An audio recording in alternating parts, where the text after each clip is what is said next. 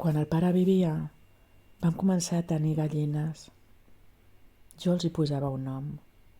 Una es deia Pèctor. De les altres ja no me n'en recordo perquè em vaig anar fent gran i les vaig anar deixant de batejar. Vaig plorar tant la primera vegada que, en arribar a casa al vespre, una de les gallines havia desaparegut.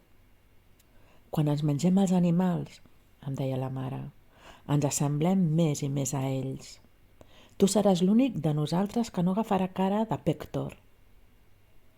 Em mirava al mirall i somreia. Les estimava en silenci, a distància. Les rentava cada 2 dies. Recollia les plomes que els queien i les guardava en una caixa. També es llimava el bec perquè no es foradessin la pell quan es rascaven.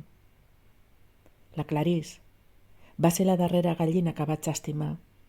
Quan la teníem a taula, sense gana, la vaig devorar, resant.